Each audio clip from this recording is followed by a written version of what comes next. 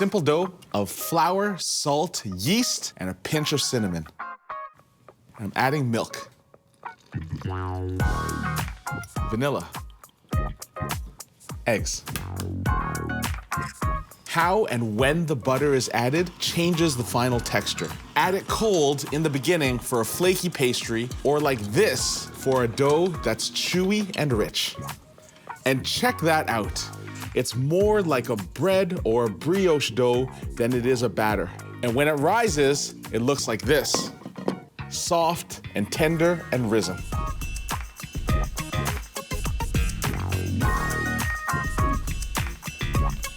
Notice how I didn't put any sugar?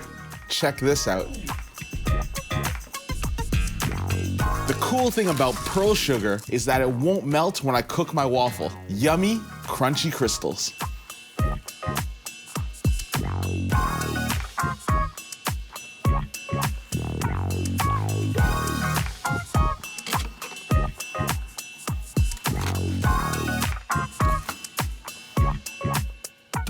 I gotta let these rise, and I can't wait to show you.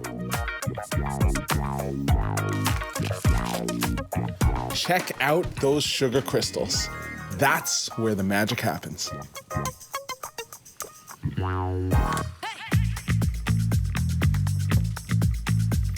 My batter's risen, and the yeast has done its job.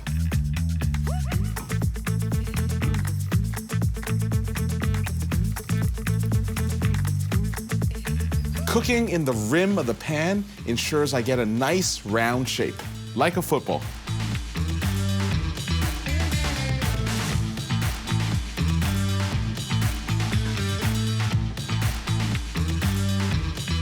Let's hit the plate.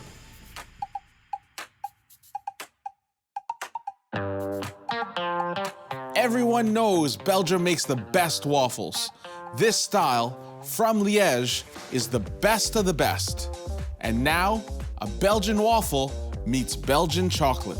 I'll tell you what I want, what I really want, yeah. I'll tell you what I want, what I really want. What I want is a little bit more. Whipped cream with just one more splash of vanilla, because why not? Just a little bit more.